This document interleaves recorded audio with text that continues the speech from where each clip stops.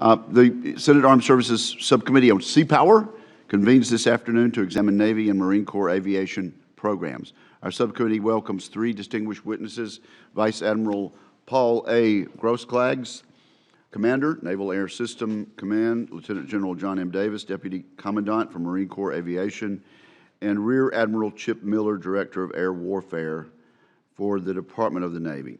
Our subcommittee is grateful to these witnesses for being here and for their decades of dedicated service. I'd like to offer special thanks to General Davis, who for some reason is retiring next month after nearly 37 years of service. Best wishes to General Davis and his family. The United States faces a complex and increasingly dangerous security environment. This subcommittee is well aware of the challenges posed by China and Russia's military modernization and assertive behavior, North Korea's belligerence, and Iran's malign activities. The Islamic State also remains a potent threat. To confront these challenges, our country relies heavily on Navy and Marine Corps aviation. However, 15 years of continuous, high-tempo operations and years of inadequate budgets have strained our aviation forces. Congress has not delivered sufficient and predictable funding to our naval aviation forces. I look forward to hearing from the witnesses about the long-term funding requirements necessary to regain full-spectrum readiness. Today, our subcommittee will examine 5 key areas related to the Navy and Marine Corps aviation programs. First, physiological episodes. First and foremost, the safety of our Navy and Marine Corps aviators remains paramount. The subcommittee remains concerned by the persistence of these PE episodes experienced in Navy aircraft, particularly the FA-18, Hornets and Super Hornets, EA-18G, and T-45s. This situation is naval aviation's #1 safety priority. As subcommittee chairman, it remains a matter of great personal interest. In early April, I made a fact-finding trip to Naval Air Station Meridian following a widely observed instructor-pilot boycott of training flights at Meridian, Kingsville, and Pensacola. I spoke with instructors and students and also senior leadership, including the commander of Naval Forces, Vice Admiral Shoemaker, and the Chief of Naval Air Training, Rear Admiral Bull. I've also received updates from each of our witnesses, which I appreciate. After my visit to NAS Meridian, the Vice CNO directed the commander of Pacific Fleet, Admiral Scott Swift, to conduct a review of the facts, circumstances, and processes surrounding the PE issue. We hope to get an update on this today.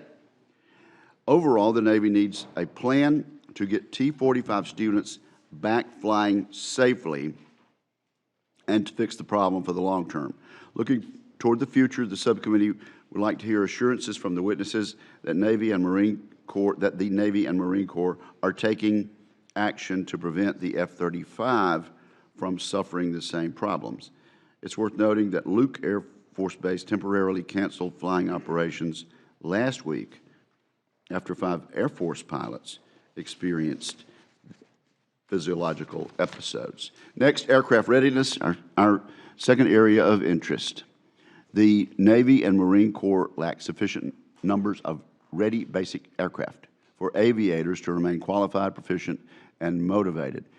The witnesses should discuss the Navy's budget request for depot maintenance, flying hours, and spare parts. Third, our subcommittee would like to learn more about gaps in the Navy fighter fleet. The Navy's strike fighter shortfall will continue to expand unless enough aircraft are procured to replace the 24 to 36 aircraft which are retired annually. The CNO and Commandant both included strike fighters on their unfunded priority lists. In fact, the Navy's #1 and #3 unfunded priorities are Super Hornets and F-35C Joint Strike Fighters, respectively. Our witnesses should provide more details on unfunded requirements for multi-role fighter aircraft. The fourth area of interest is development of operations of the F-35B and F-35C Joint Strike Fighter. While F-35 is approaching the end of its development phase, the Marines are already flying the aircraft operationally. Earlier this year, the Green Knights permanently changed their home station to Iwakuna, Japan, and will make the first F-35 shipboard deployment in 2018. The subcommittee looks forward to hearing an update on F-35 operations and the lessons learned from the first units to fly the aircraft. Finally, our subcommittee would like an update on inventories for air-launched munitions. Inventories for many of our weapons remain critically low. At the same time, technological advances by our potential adversaries require us to modernize our munitions to remain relevant. The subcommittee needs to understand where the Department is taking risk, what is being done to mitigate that risk, and also comment on the industrial base's ability to produce the required munitions. So, well, thank you very much. And I said this morning at the full committee, and I'll say it again today at the subcommittee level about the chronic underfunding. We really do need to join hands and address this once and for all. I would remind members and guests and everyone listening or watching that the reason we adopted sequestration in the first place was as an incentive to make us come to grips with entitlement programs. Entitlement programs like Medicaid, Medicare, Social Security, and of course interest on the debt, which is only partially within our control. The good news about these very valuable safety net programs is that we don't have to cut them. They need to grow and will continue to grow, but we simply need to grow them at a slower rate.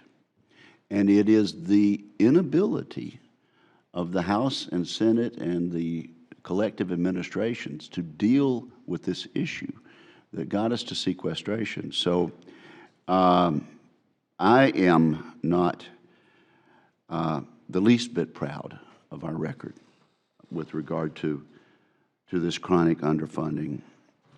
We certainly don't need to use sequestration as a way to shortchange the warfighter, and we certainly don't need to shortchange national security, the security of Americans. But it is worth saying that it is a failure because we have been unwilling for whatever reason, unable for whatever reason, in both parties and at both ends of Pennsylvania Avenue to come to grips with simply slowing the growth rate of these excellent programs that we all depend on. Admiral Gross-Claggs, I appreciate the information your team has given to all of us about the PE issue, and you mentioned it in your testimony. But you know, if you're sick, if a person is sick, the most important step is a good diagnosis. Once we get the diagnosis, physicians know how to come in and give the right medicine or the right treatments. We're having a diagnosis problem with the physiological episodes. And so tell us where we are, and I appreciate Admiral Miller and General Davis coming in and speaking to me yesterday about this. But how are we doing on the diagnosis? And are you able to give us any hope on a timeline to solving this problem? Yeah, sir, we're not doing well on the diagnosis. We are and have two parallel paths under execution right now. As you said, it would be far easier if we could find out what the root cause was and then go after correcting that root cause. To date, we have been unable to find any smoking guns. I'll refer back to an exception to that here in just a second. But for T-45 specifically, where most of our issues to date, almost all of them have been associated with what we'll call breathing gas issues as opposed to the pressurization issues in the cockpit that we've seen with some of our F-18 incidents. We do Toxic oxygen, actually. well, to date, we have not been able to discover a toxin or a contaminant in the breathing gas, despite our testing. Just to give you a snapshot without going into great detail, we have taken several of the aircraft from Sinatra, from the training squadrons, brought them up to Pax River, and we have torn some of them apart to the extent that we took every single component in that gas path, that breathing gas path, if you will, out of the aircraft, starting with the engine and going through the entire system, inspecting all the piping in between, all the way up to the mask and the vest that the aircrew wear. We've subjected each one of those individual components to extremes of testing, extremes of environmental conditions in excess of what we would ever expect to see in the aircraft. And we still have not been able to find what we would consider a proximate cause of contamination or something being released into that gas path. We are also doing testing at the system level where we're flying the entire aircraft. Again, these are aircraft that had issues down at Sinatra. We're flying the entire aircraft with additional instrumentation on the aircraft, trying to detect stuff in flight real time. To date, we have not been able to find that root cause. We have not been able to diagnose the problem.